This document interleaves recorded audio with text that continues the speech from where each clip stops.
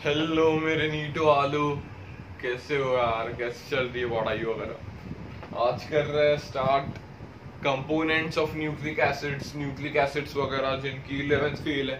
बोला था पिछले लेक्चर में 11th फेल का कुछ नहीं, यहाँ से सही कर ले भाई तू। हाँ, न्यूक्लिक एसिड अपन ने देखा था भाई, इन दो प्रकार के होते हैं, डीएनए और आरएनए। डीएनए का मैंने ओवरव्यू दिया था पिछले सेशन में, नहीं देखा तो देख ले भाई। डीएनए का मस्त स्टोरी के फॉर्म में समझा था। अभी क्या अपने लाइफ में आ गया यार, कंपोनेंट्स ऑफ न्यूक्लियोटाइड्स पढ़ेंगे। क्या कैसे कैसे कंपोनेंट्स इंपॉर्टेंट चीजें निकल लिखवाएंगे, नोट डाउन कर ले यार। तो आज की हेडिंग क्या है? क्लास 11 की हेडिंग डाल रहा हूँ, न्यूक्लिक एसिड्स। न्यूक्लिक एसिड्स की सर अपन बात कर रहे हैं। न्यूक्लिक एसिड्स तो बेटा, न्यूक्लिक एसिड्स आर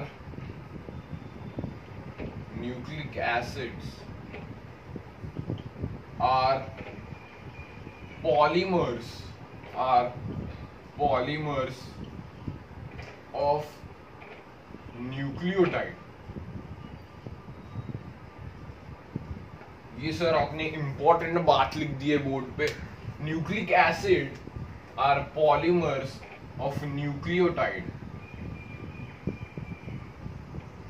तब पॉलीमर्स मतलब न्यूक्लियोटाइड एक दूसरे से कनेक्ट होके बड़ी चेन बना के न्यूक्लिक एसिड्स बनाते हैं। न्यूक्लियोटाइड की chain nucleotides polymerise to form nucleic acids, ऐसे भी मैं बोल सकता हूं। या फिर दूसरा क्वेश्चन आ गया तो nucleotides are monomers of nucleic acid. घुमा फिरा के क्वेश्चन आ गया तो भी सर अपन रेडी है। पहले मैंने लिखा nucleic acids are polymers of nucleotide. हाँ सर, कि न्यूक्लियोटाइड जुड़ के न्यूक्लिक एसिड्स बनाते हैं, चेन में जुड़ के। और न्यूक्लियोटाइड्स आर मोनोमर मतलब सिंगल यूनिट। मोनोमर मतलब क्या होता है बेटा? सिंगल यूनिट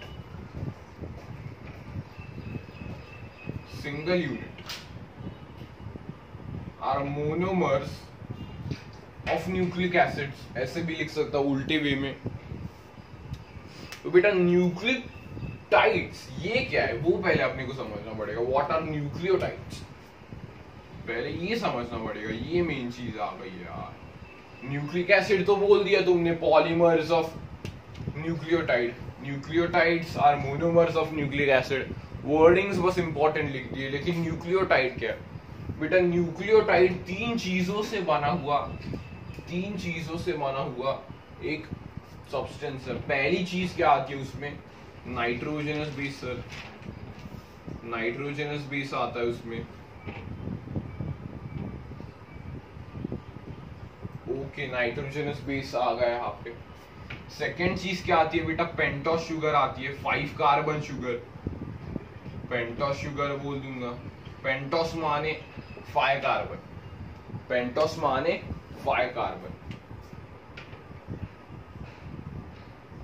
5 कार्बन की ये शुगर पाई जाती है। और एक बेटा इंपॉर्टेंट कंपोनेंट आ जाता है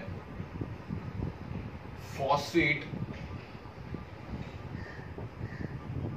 या फिर तुम लिख सकते हो और फॉस्फोरिक एसिड H3PO4। ऐसे ये तीन कंपोनेंट्स है बेटा न्यूक्लियोटाइड्स के। Nitrogenous base, pentose sugar, 5 carbon की एक शुगर, फॉस्फेट ग्रुप या फॉस्फोरिक एसिड। फॉस्फेट का स्ट्रक्चर बना दो सर, फॉस्फोरिक एसिड का स्ट्रक्चर बना देते हैं पी के साथ यहाँ पे।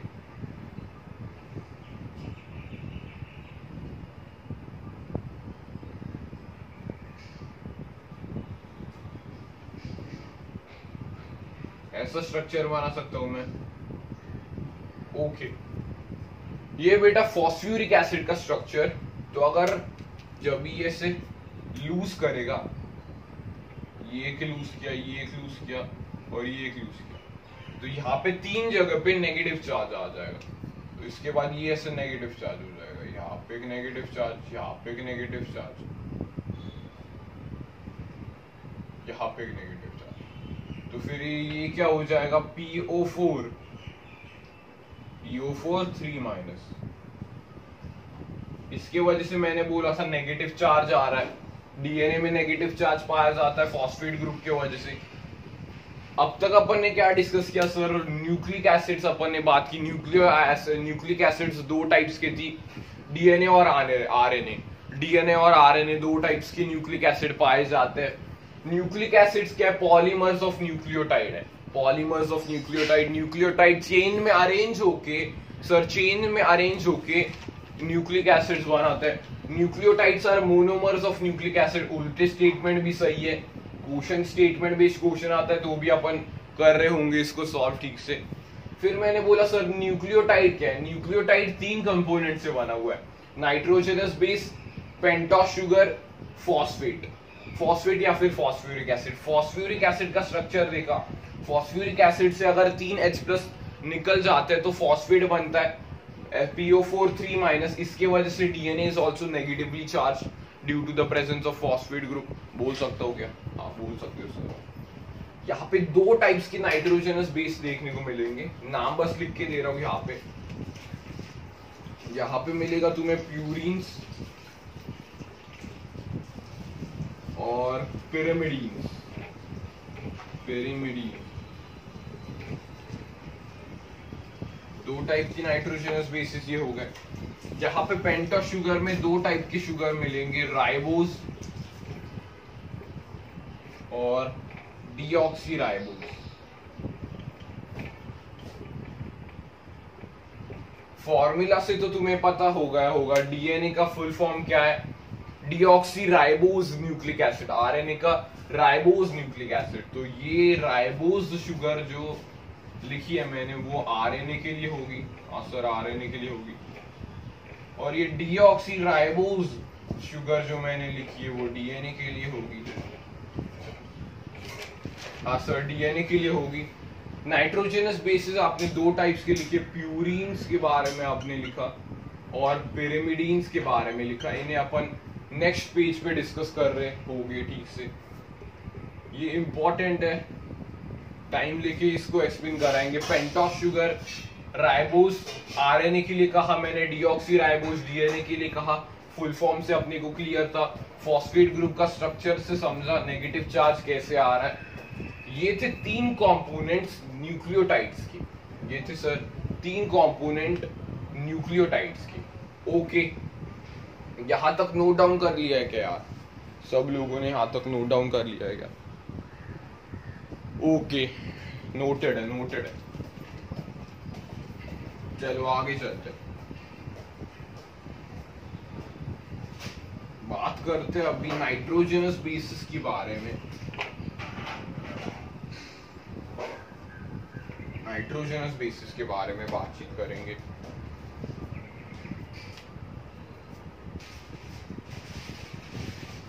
नाइट्रोजनस बेसिस यहाँ पे लिख रहा हूं प्यूरीन। यहाँ पे लिख रहा हूं पिरिमिडीन।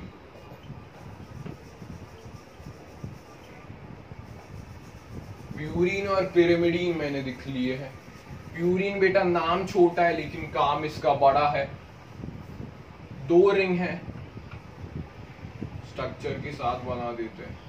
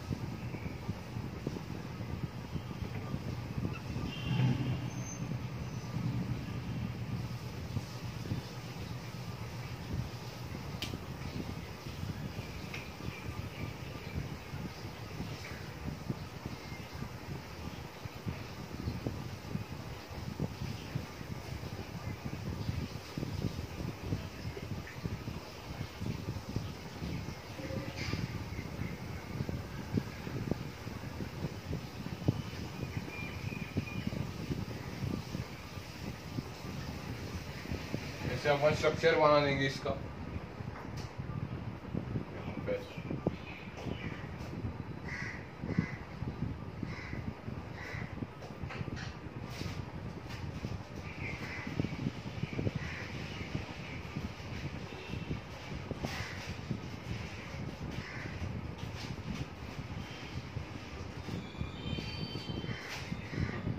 हो गया अपना स्ट्रक्चर। ये बेटा प्यूरिन,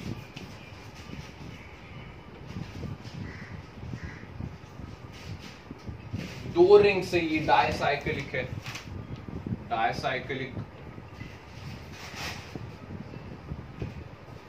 यहाँ पे दो रिंग्स देखने को मिल रहे होंगे, दो रिंग्स दिख रहे हैं अपने को। पहले वाले की नंबरिंग कैसे करेंगे? Anti clockwise, 1 2 3 4 5 6 7 8 9। पहले वाले की नंबरिंग अपन ने एंटी क्लॉकवाइज कर दी इस डायरेक्शन में, दूसरे वाले की नंबरिंग क्लॉकवाइज कर दी इस डायरेक्शन में। ये प्यूरिन का स्ट्रक्चर है, क्लियर है? हाँ, ड्राइंग करने में थोड़ी सी, हाँ तभी भी ठीक से बन गया अपना स्ट्रक्चर। प्यूरिन का ये स्ट्रक्चर है, डायसाइक्लिक, नाम छोटा है लेकिन दो रिंग से बना हुआ है। 9 मेंबर्ड रिंग है यहाँ पे, 9 मेंबर्ड रिंग है सर। 9 मेंबर्ड रिंग तो दिख रही है अपने को, 9 मेंबर्ड रिंग है। और यहाँ पे नाइट्रोजन किन किन पोजीशन पे लगे हुए हैं? सारे ऑड पोजीशन एक्सेप्ट 5, तो 1 3 7 9। इन पोजीशन पे यहाँ पे नाइट्रोजन ग्रुप अटैच्ड है, यहाँ पे नाइट्रोजन ग्रुप अटैच है, नाइट्रोजन ग्रुप अटैच्ड है। इनके एग्जाम्पल्स क्या है सर? दो एग्जाम्पल्स है, ए से और जी से। ए से क्या है? एडेनिन, जी से ग्वानिन। ये दो प्यूरिन्स होते हैं, ये दो प्यूरिन्स होता है। स्ट्रक्चर प्यूरिन का nitrogen 1 3 7 9, all odd numbers accept 5 यहाँ पे लग चुका है। डायसाइक्लिक रिंग है, 9 मेंबर्ड है। पहले रिंग को नंबरिंग अपन एंटी क्लॉकवाइज डायरेक्शन में करेंगे, दूसरे रिंग को क्लॉकवाइज डायरेक्शन में। प्यूरिन नाम छोटा है लेकिन काम बड़ा है इसका। पिरामिडीन्स में आ जाते हैं, उसका यार सिंपल सा स्ट्रक्चर है।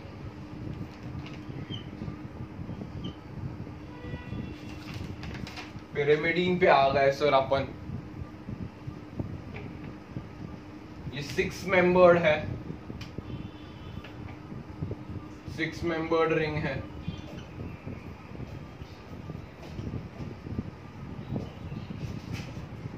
नेमिंग कैसे करेंगे अपन इसकी? क्लॉकवाइज डायरेक्शन में 1 2 3 4 5 6। क्लॉकवाइज डायरेक्शन में अपन इसकी नंबरिंग करेंगे। सेम नाइट्रोजन ग्रुप भी कहां पे प्रेजेंट होंगे? 1 3, दो ही ग्रुप्स पे, एक्सेप्ट 5 ऑड नंबर्स पे 1 3। तो यहां पे नाइट्रोजन ग्रुप प्रेजेंट होगा।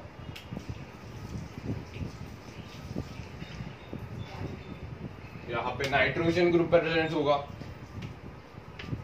एग्जाम्पल क्या है इसके? सी यू टी, कट से याद कर सकते हो, पिरामिडीन का कट से याद कर सकते हो। सी से क्या है सर? साइटोसिन। यू से यूरासिल, टी से थायमिन। ऐसे याद कर सकते हो कट से।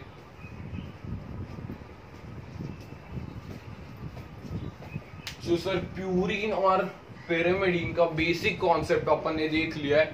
प्यूरिन पे जब भी मैं आ गया था तो अपन ने देखा डायसाइक्लिक रिंग है, 9 मेंबर्ड रिंग है। पहले रिंग की नंबरिंग अपन ने की थी एंटी क्लॉकवाइज डायरेक्शन में, दूसरे रिंग की नंबरिंग अपन ने की थी क्लॉकवाइज डायरेक्शन में। बोला सर मैंने नाइट्रोजन ग्रुप्स लगाओ जहां पे ऑड नंबर्स हो एक्सेप्ट 5, 1379 पोजीशन पे नाइट्रोजन आएगा। दो एग्जांपल्स देखे अपन ने प्यूरिन के, एडेनाइन और गुआनाइन। पिरिमिडीन पे आ गया सर, नाम बड़ा है लेकिन काम छोटा है, 6 मेंबर्ड रिंग है। नंबरिंग अपन ने कैसे कर दी थी, क्लॉकवाइज डायरेक्शन में। नाइट्रोजन ग्रुप्स 1 और 3 पोजीशन पे प्रेजेंट हो गए। एग्जाम्पल क्या है, साइटोसिन, यूरासिल और थाइमिन, कट से याद कर सकते हो। नाइट्रोजनस बेसिस का बेसिक कॉन्सेप्ट अगर तुम्हारा क्लियर है तो बेटा लाइक कर बता सकते हो मुझे। और एक इंपॉर्टेंट है यहाँ पे, नाइन्थ नाइट्रोजन से 9 नाइट्रोजन जो नंबर दिख रहा है, 9th नंबर पे यहाँ पे जुड़ता है ये शुगर से और बनाता है N ग्लाइकोसिडिक बॉन्ड।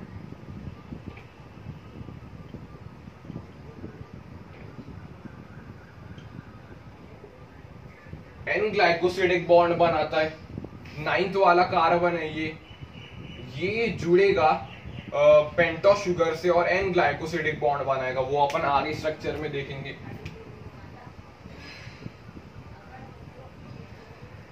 और इसका फर्स्ट कार्बन जुड़ के N ग्लाइकोसिडिक बॉन्ड बनाएगा।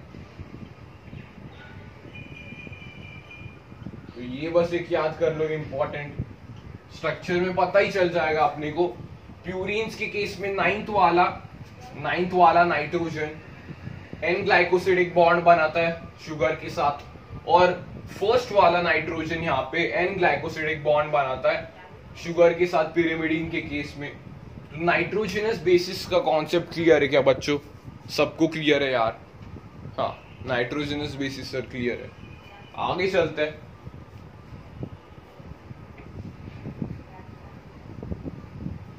थोड़ी सी इंपॉर्टेंट बात लिखेंगे इस पेज पे।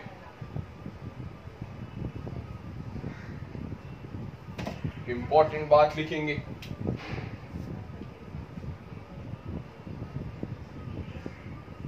इंपॉर्टेंट बात लिखेंगे।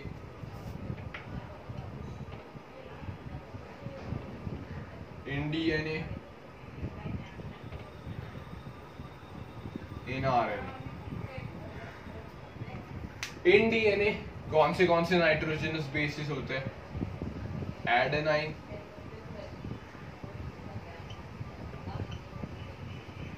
Thiamine,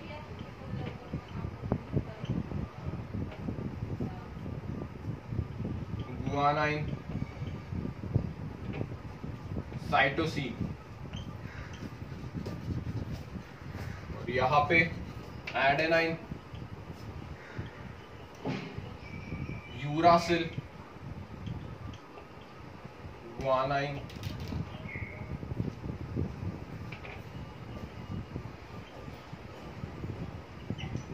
cytosine. फिर यहां पे डीएनए और आरएनए बस इधर से चेंज हुआ है। In DNA thymine is present, in RNA uracil is present, मतलब सिर्फ पिरिमिडीन में चेंज आया है। Thymine is more stable, hence provides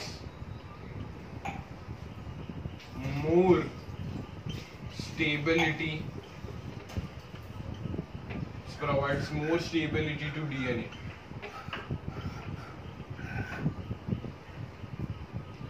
यहां पे देखा सर अपन ने in DNA adenine, thymine, guanine, cytosine, 4 nitrogenous bases थे। In RNA adenine, uracil, guanine, cytosine, 4 nitrogenous bases थे। इनमें से कौन से प्यूरिन है और कौन से पिरिमिडीन है इजीली आइडेंटिफाई कर सकते हो। एडेनाइन और गुआनाइन प्यूरिन है, साइटोसिन, थायमिन और यूरासिल पिरिमिडीन्स है। Thymine is more stable, hence provides more stability to DNA. डीएनए में थायमिन की वजह से एक्स्ट्रा स्टेबिलिटी डीएनए को मिल रही है, और uracil is comparatively less stable than thymine. तो यहाँ पे बेटा एक सिंपल एनसीईआरटी की बात है, स्ट्रक्चरल बात है, लिख देता हूँ वो भी।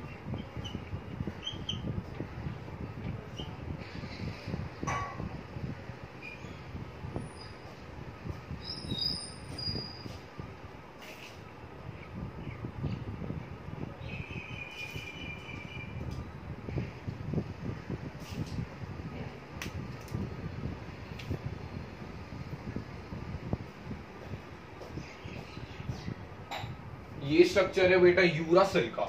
यहाँ पे सेकेंड पोजीशन पे और फोर्थ पोजीशन में ओ का ग्रुप प्रेजेंट रहता है। ये यूरासिल का स्ट्रक्चर है सर। तो बेटा यूरासिल के स्ट्रक्चर में तुमने CH3 प्लस ऐड कर दिया फिफ्थ ग्रुप पे, तो तुम्हें थाइमीन का स्ट्रक्चर मिल गया। थाइमीन का स्ट्रक्चर मिल गया कैसे सर?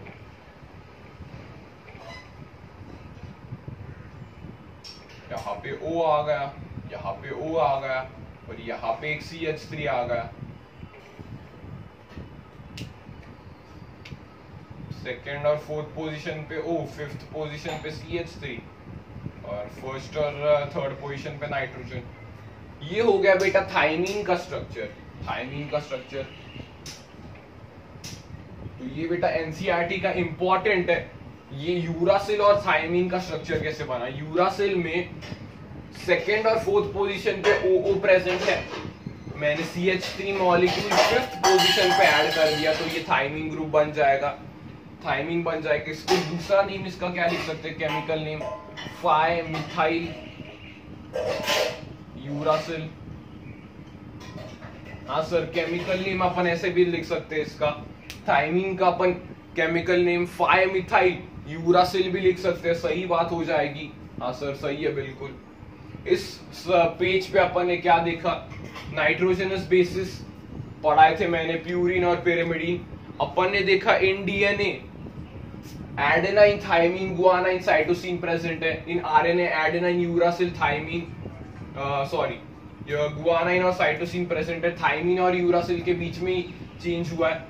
थाइमीन डीएनए में प्रेजेंट है। Thymine is more stable than uracil. Thymine ज्यादा स्टेबल है यूरासिल से, इसलिए डीएनए को मोर स्टेबिलिटी प्रोवाइड करता है। यूरासिल का स्ट्रक्चर अपन ने देखा तो सेकंड और फोर्थ पोजीशन पे OO प्रेजेंट है। CH3 मॉलिक्यूल अगर मैंने फिफ्थ पोजीशन पे लगा दिया तो वो थाइमीन बन जाएगा, जिसका कि दूसरा केमिकल नेम क्या हो गया? 5-मिथाइल यूरासिल। तो ये क्लियर है पेज सबको? हाँ, नाइट्रोजनस बेसिस वाला है पेज, सही। ओके ओके, आगे चलते हैं। अभी पेंटोस शुगर की बात कर लेते हैं। इस पेज पे शुगर की बात कर लेते हैं। ओके सर, शुगर की बात कर लेते हैं। शुगर यानी कि पेंटोस शुगर ही होती है। Pentose sugar 5 carbon sugar. यहां पे लिख दिया मैंने राइबोज शुगर। ये इजी है बेटा शुगर का कॉन्सेप्ट। यहाँ पे deoxy ribose sugar, ribose sugar और डीऑक्सी राइबोज शुगर बना देते हैं। यहाँ पे बीच में एक O प्रेजेंट होगा।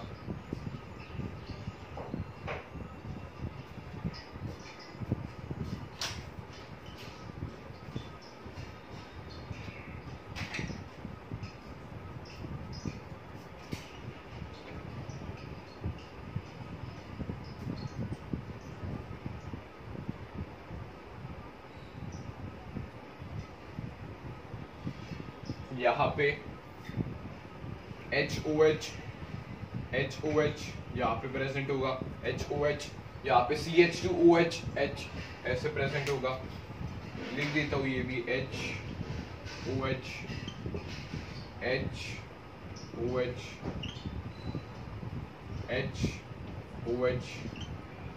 यहाँ पे CH2OH ऐसे होता है।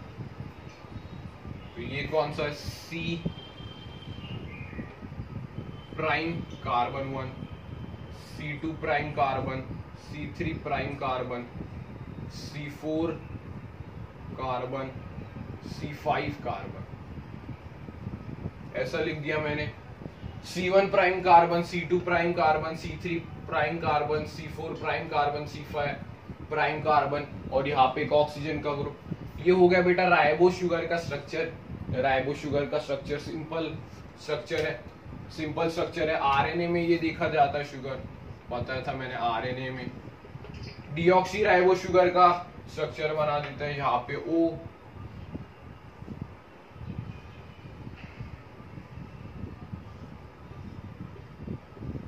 यहाँ पे क्या आ जाएगा फिर, यहाँ पे बस छोटा सा स्लाइड चेंज है, HOH, यहाँ पे H OH, उल्टा बना दिया, नहीं HOH,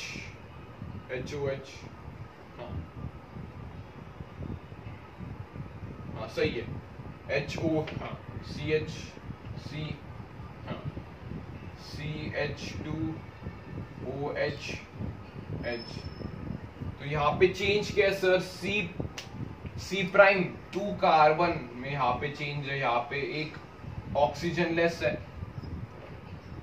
डीऑक्सी मतलब वन ऑक्सीजन लेस बोल सकता हूं मैं, 1 ऑक्सीजन लेस, 1 ऑक्सीजन लेस। तो बेटा ये है स्ट्रक्चर राइबो शुगर और डीऑक्सी राइबो शुगर में। क्या क्या है, सिंपल, C प्राइम कार्बन पे HOH CH2OH H, यहाँ पे क्या है HOH HH, यहाँ पे एक ऑक्सीजन नहीं होता डीऑक्सी राइबोस शुगर में, बाकी सब सेम है, ऑक्सीजन क्या है बेटा, रिएक्टिव है। तो due to 1 less oxygen reactivity क्या हो जाएगी, लेस हो जाएगी, रिएक्टिविटी लेस हो जाएगी तो स्टेबिलिटी बढ़ जाएगी। तो ये भी एक रीजन है डीएनए मॉलिक्यूल के स्टेबिलिटी के कारण। डीएनए मॉलिक्यूल में डीऑक्सी राइबो शुगर प्रेजेंट है, ये डीएनए में प्रेजेंट है, डीऑक्सी राइबो शुगर प्रेजेंट है। डीऑक्सी राइबो शुगर में एक ऑक्सीजन एटम कम है, इसलिए ऑक्सीजन रिएक्टिविटी प्रोवाइड करता है, तो रिएक्टिविटी इसकी कम है, देयरफॉर मोर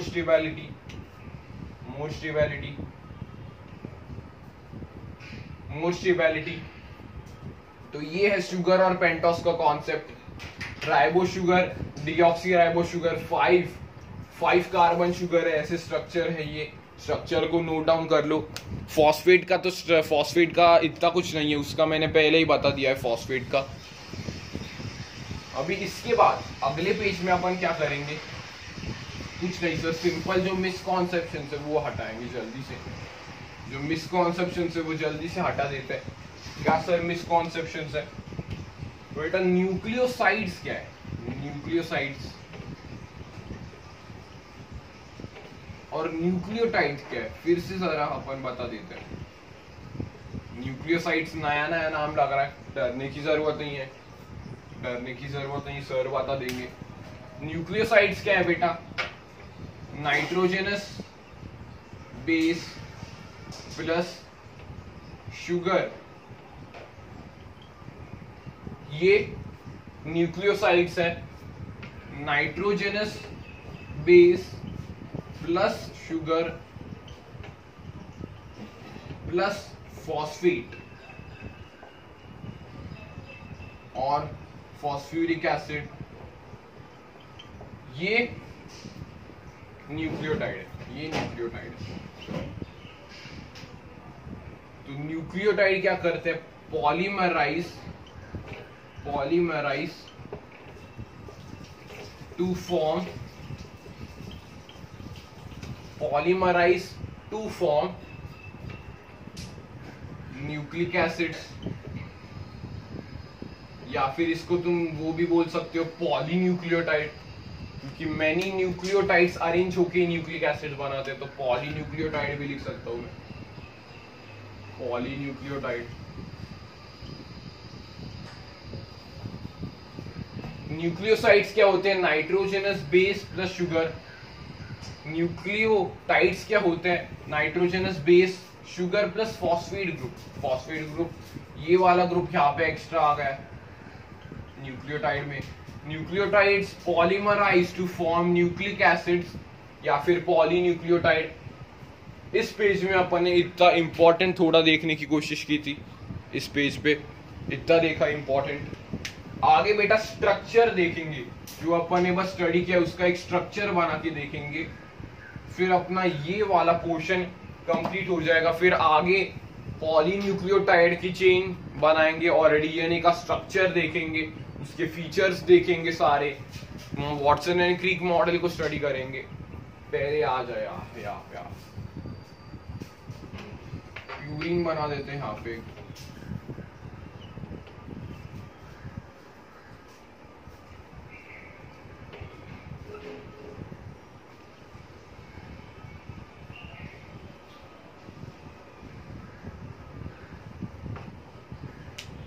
पहले अपन नंबरिंग कर देते हैं।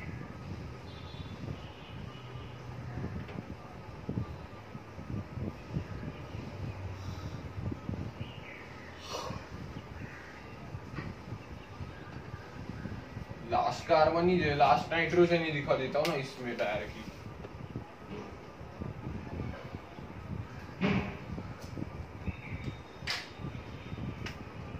फिर से बना देते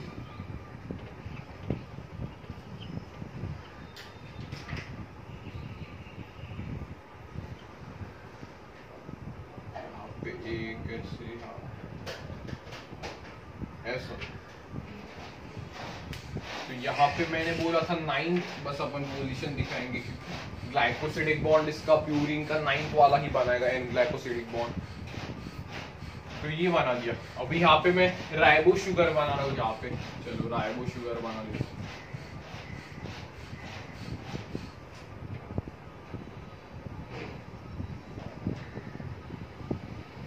राइबो शुगर बना देते हैं।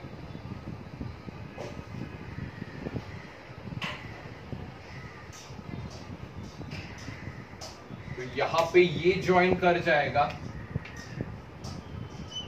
ये ज्वाइन कर जाएगा, ये 9th पोजीशन और कार्बन प्राइम 1 पोजीशन, ये बॉन्ड बना देंगे।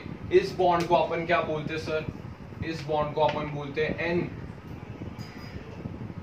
N glycosidic bond, N glycosidic bond.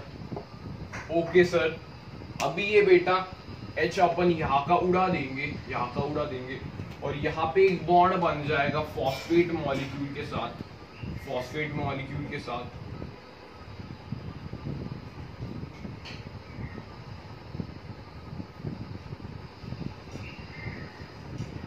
यहाँ पे एक बॉन्ड बन जाएगा फॉस्फेट मॉलिक्यूल के साथ। इसको क्या अपन बोलेंगे? इसको सर अपन बोलेंगे phosphoester bond, phosphoester bond.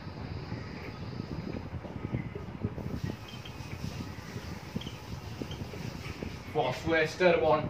तो इसको अगर इस डायग्राम को अपन ठीक से देखेंगे तो ये शुगर प्लस नाइट्रोजनस बेस, तो ये न्यूक्लियोसाइड बन जाएगा, ये न्यूक्लियोसाइड बन जाएगा।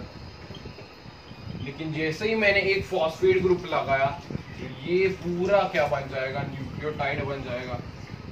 असल न्यूक्लियोटाइड बन जाएगा। तो ये बेटा अपन ने स्ट्रक्चर देख लिया।